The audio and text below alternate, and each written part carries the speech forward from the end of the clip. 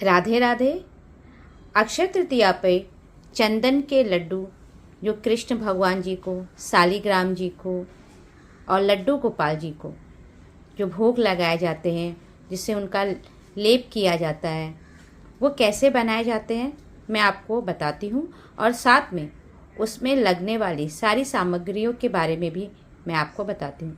ये बहुत ही आसानी से आपके अपने ही पूजा घर में मिल जाती हैं। अगर नहीं मिलती तो जहाँ पे सब पूजा का सामान मिलता है आप वहाँ जाइए, वहाँ ले लीजिए। कोशिश करिए कि आप जो भी सामान ले रहे हैं वह ज़्यादातर शुद्ध हो। नहीं तो जहाँ पे कृष्ण भगवान के मंदिर हैं वहाँ जाइए। ये सब चीज़ें आपको बड़ी ही आसानी से उपलब्ध हो जाएंगी। ठीक है, अब मैं आपको बताती हूँ कि इसमें आपको क्या क्या चीज़ें लेनी हैं। और साथ में जब आप ये लड्डू बनाएंगे थोड़ी अधिक मात्रा में बनाइएगा। ये लड्डू प्रसाद के रूप में तो चढ़ाइएगा ही, साथ में उसे अपने शालिग्राम जी को, अपने लड्डू गोपाल को और जो कृष्ण भगवान जी की आपने मूर्ति रखी हुई है उनको भी आप अच्छे से उनका लेपन करिएगा, जिससे उनको ठंडक महसूस हो। ये लड्डू इसलिए बनाई जाती है क्योंकि लड्डू गोपाल को गर्मी से बचाया जाए। इस लड्डू से उनको बड़े ही आराम से, जैसे हम उपटन लगाते हैं, चंदन लगाते हैं, वैसे उनको लगाया जाता है, जिससे उनको बहुत शीतलता प्रदान होती है और उनको बहुत ठंडक लगता है। और जो ये लड्डू हम चढ़ाते हैं उसे आप रख लीजिए। उसको आप रोज़ गंगा जल में या पानी से या तो फिर आप गुलाब जल लगा के उसको अपने हाथों में थोड़ा सा रगड़ के अपने माथे पे लगाइएगा। मेरे पास पिछले साल के भी बने हुए लड्डू रखे हुए हैं। मैं अभी आपको सामग्री बताने के बाद मैं उन लड्डुओं को भी आपको मैं दिखाऊंगी कि कैसे रखना चाहिए, कैसे उसको घिस के अपने माथे पे लगाना चाहिए। चलिए ठीक है, बहुत ही आसान तरीके से इसे बनाया जाता है, लेकिन जब आप इसे बनाइए बहुत प्यार से, भक्ति भाव से बनाइए, क्योंकि आप इसे अपने लड्डू गोपाल के लिए बना रहे हैं, अपने कृष्ण भगवान जी के लिए बना रहे हैं, अपने कन्हैया के लिए बना रहे हैं, अपने शालिग्राम जी के लिए ही बना रहे हैं। और जब आप ये बनाइए बस भक्ति से कोई भजन करिए या तो फिर कोई मंत्रों का उच्चारण करिए और एकदम प्रसन्न चित्त होकर भगवान के ही भजन में आप लीन रहिए। तब ये जो लड्डू बनेंगे और जब आप इन्हें अपने लड्डू गोपाल जी को, कृष्ण भगवान जी को, शालिग्राम जी को जब आप ये चढ़ाएंगे तो उसका एक अलग ही बात रहेगा। इसे आप एकदम प्रेम पूर्वक आप उनके चरणों में रखेंगे। देखिए, पहले मैंने यहाँ पे क्या क्या लिया है। जैसे आप ये देख सकते हैं, ये चंदन की लकड़ी है। आप तो चाहिए तो चंदन पाउडर भी मिल जाता है, पर मैं ज़्यादातर तो ये लकड़ी का यूज़ करती हूँ।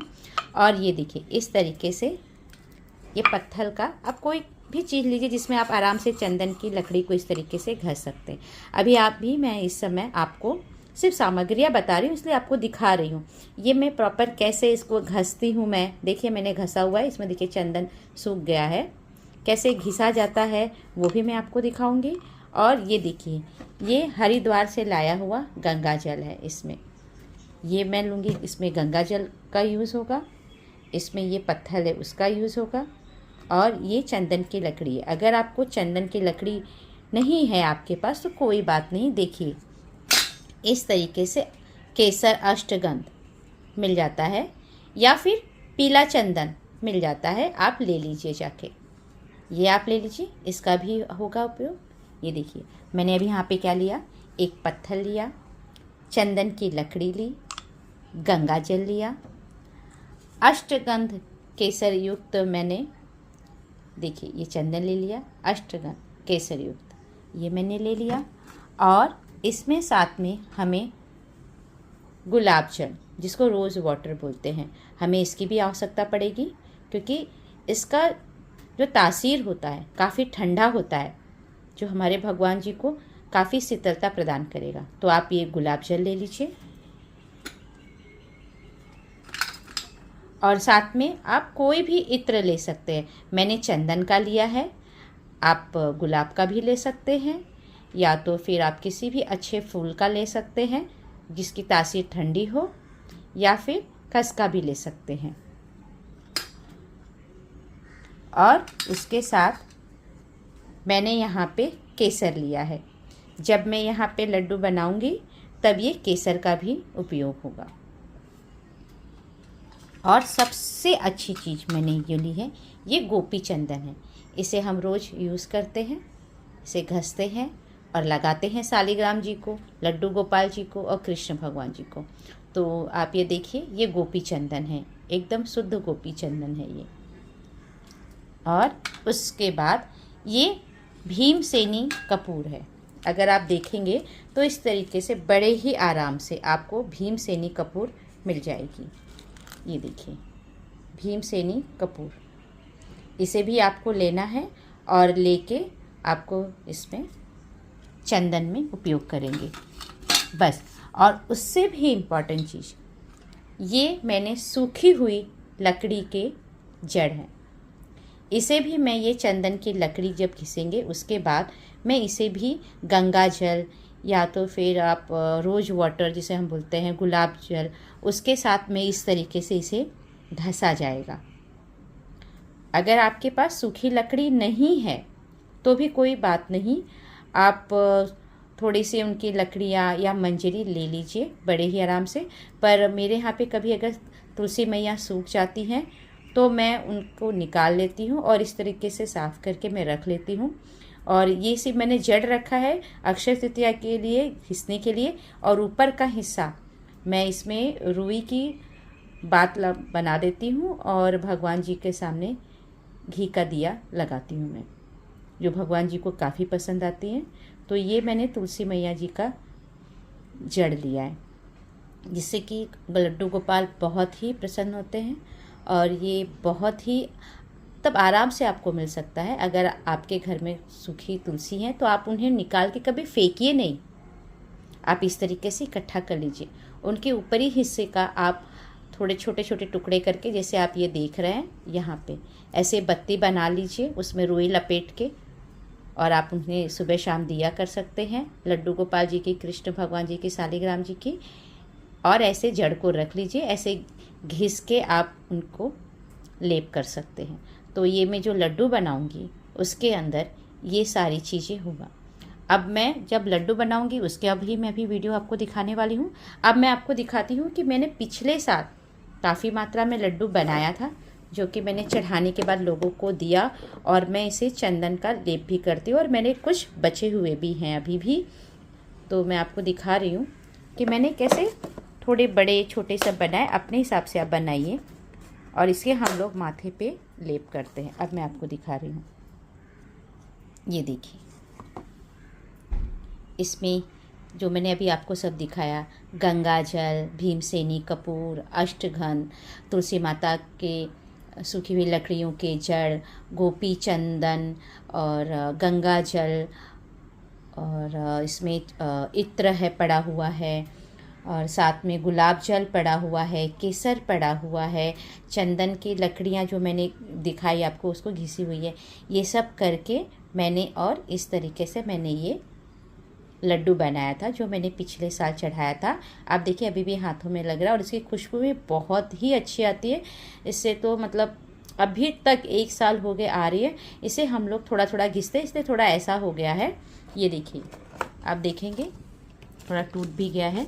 ऐसे इस तरीके से मैंने बनाया था, काफ़ी मात्रा में बनाया था, और मैंने इस तरीके से इस डब्बे में रख दिया था। ये देखिए, और इसे बड़े ही आसान तरीके से हम ऐसे इसको लेंगे, जैसे मैंने ये यूज़ करती हूँ। तो मैं आपको दिखाऊंगी कि मैं कैसे इसको हम लगाते हैं। अब ये देखिए, मैंने अपने हाथों पे थोड़ा सा गंगा जल लिया, कुछ बूंदे ही लेना है, बहुत मात्रा में नहीं लेना है।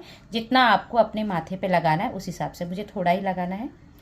और ये जो आपके लड्डू आपने बनाए हुए हैं, और ये लड्डू बना के 1 दिन रखना रहता है सूखने के लिए, यूँ मैंने लिया है। और इस तरीके से अपने हथेली पे ऐसे आप घसेंगे। देखिए कितना अच्छे से ये हो गया। ये देखिए, फिर इसे आप ऐसे रख दीजिए। जब ये सूख जाएगा फिर इसको डब्बे में बंद करके आप रख दीजिए। ये मैंने रखा। अब आप देखिए, ये देखिए, इस तरीके से आप का ये जो गोपी चंदन है जिसके हमने सब गोपी चंदन और सब जो भी मैंने आपको चीज़ें दिखाई, जो मैंने सब करके बनाया था, इसका आप अपने माथे पे लेपन हर दिन सुबह शाम आप कर सकते हैं। और इसे साल भर भी आप रख सकते हैं, बस थोड़ी मात्रा में बना लीजिए। और कुछ अलग भी रख सकते हैं, जिससे आप रोज़ लड्डू गोपाल को, कृष्ण भगवान को और शालिग्राम जी को लगा भी सकते हैं। और जो चढ़ा हुआ है उसे रोज़ अपने माथे पे लगाइए। उसमें से थोड़ा सा हो सके तो अपने मुंह में भी आप डाल सकते हैं। अब मैंने गंगा जल लिया है, यहाँ पे गंगा जल डाल के मैं इस तरह से चंदन की लकड़ी को इस पे घिस रही हूँ पत्थर पे। अब आप देखिए कैसे चंदन घिसने के बाद इसका पेस्ट तैयार हो जाता है। आप ऐसे एक पेस्ट इसका लेके जिस भी बर्तन में या जिस भी थाली में आपको बनाना हो उस पर आप ऐसे इकट्ठा करते रहिए। और साथ में हो सके तो आप भगवान के मंत्रों का उच्चारण करें। अब मैंने ये तुलसी जी के जो सूखी हुई जड़ ली थी उसको इस तरीके से गंगा जल डाल के मैं घस रही हूँ। इसे वीडियो में बनाने के लिए मैं थोड़ा थोड़ा आपको दिखा रही हूँ, नहीं तो मैं काफ़ी मात्रा में घस के निकाल लेती हूँ। ये बड़े आराम से घिस जाता है।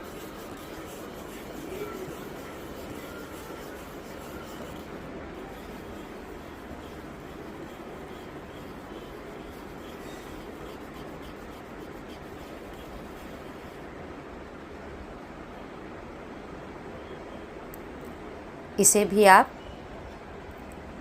अपनी उंगलियों के साथ ऐसे निकाल लीजिए।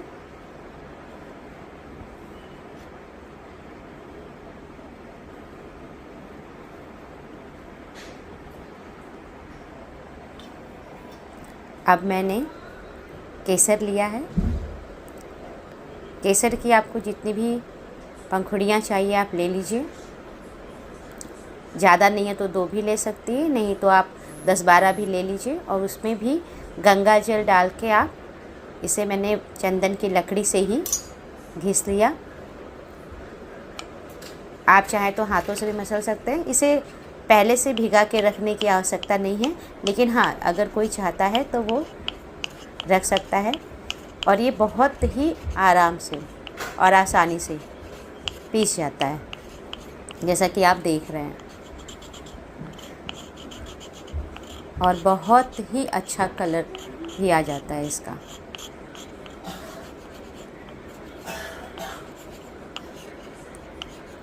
आप अपने आवश्यकता के अनुसार पानी इसमें डाल सकते हैं।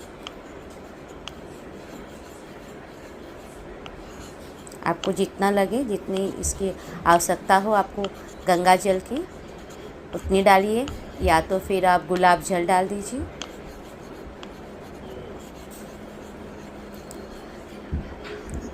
देखिए मैंने थोड़ा सा और लिया है गंगा जल, और एकदम बारीक ये पीस जाता है।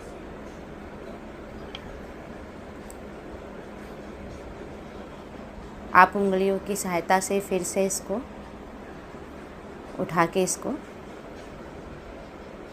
केसर को भी जो आपने पेस्ट बनाए रख लीजिए। अब मैंने गोपी चंदन लिया है। गोपी चंदन का पाउडर मिल गया तो आप ऐसे ही डाल सकते हैं। अगर ऐसे सूखा है जैसा मुझे मिला है गोपी चंदन, वो आप इस तरीके से गंगा जल, गुलाब जल डाल के, या तो जल लेके उसमें तुलसी के पत्ते डाल दीजिए जल में। आप इस तरीके से अपने आवश्यकता के अनुसार घिस लीजिए और उसका भी पेस्ट आप तैयार कर लीजिए और सब साथ में एकत्रित करते जाइए। ये मैं दिखाने के लिए थोड़ा थोड़ा कर रही हूँ, नहीं तो फिर मुझे और जितना चाहिए रहेगा मैं ले लेती हूँ। आपको भी जितने लड्डू बनाना हो आप उस हिसाब से गोपी चंदन और भी सब सामग्रियाँ ले लीजिए। आप देखिए मैंने ये भीमसेनी कपूर लिया। आप इस तरीके से भी इसको तोड़ सकते हैं। मेरे पास चंदन की लकड़ी है ये, मैं उसी से इसको दबा दबा के थोड़ा सा पीस लूँगी, क्योंकि पीसने से क्या होता है कि उसमें जो दरदरापन है वो निकल जाता है, लड्डू और अच्छे से हो जाता है। नहीं तो कपूर तो वैसे ही घुल जाता है, लेकिन फिर भी मैं इसको इस तरीके से दबा दबा के क्रश कर ले रही हूँ। अब बड़े ही आसानी से हो जाता है। भीमसेनी कपूर काफ़ी सॉफ्ट भी होता है। देखिए मैंने कैसे किया है, आप वैसे ही कर लीजिए।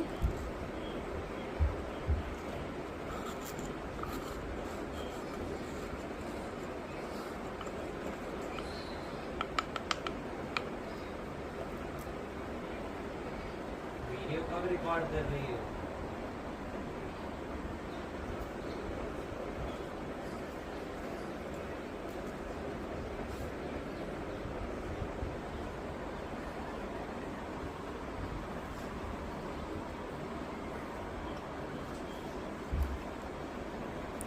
अब मैंने अष्टगंध लिया है।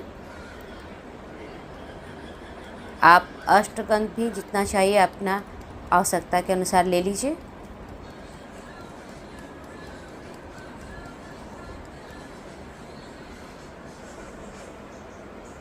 अब आप इसमें गुलाब जल या रोज़ वाटर ले लीजिए।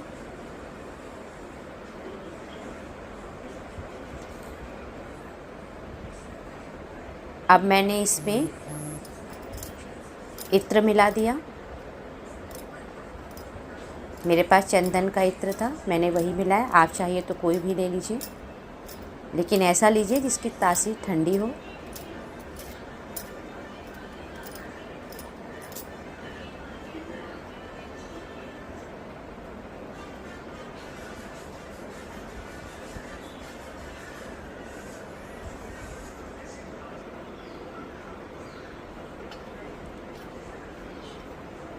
अब इन सबको अच्छे से मैं मिला लूँगी।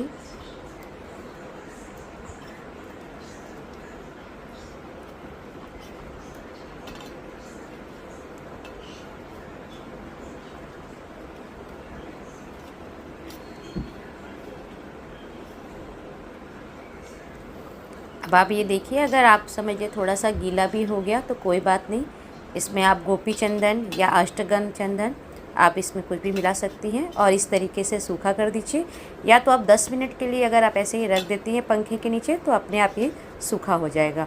और इसको काफ़ी अच्छे से आपको एकदम अच्छे से आपको एकदम मिलाना है सारी चीज़ों को। और काफ़ी सूखा लगे या कुछ ऐसा है तो इसमें आप गंगा जल या गुलाब जल या इत्र आप कुछ भी मिला सकते हैं।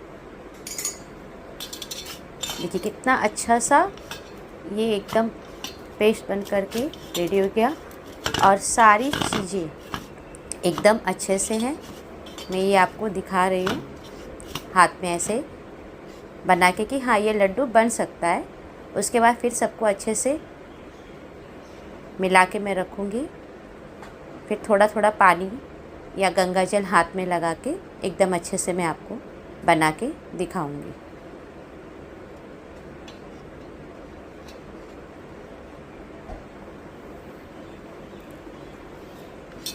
अब अपने हाथ में थोड़ा सा गंगा जल लगा के इस तरीके से आप लड्डू छोटा बड़ा जैसा भी आपको चाहिए आप बना लीजिए। और जितने लड्डू आपको चाहिए आप बना लीजिए।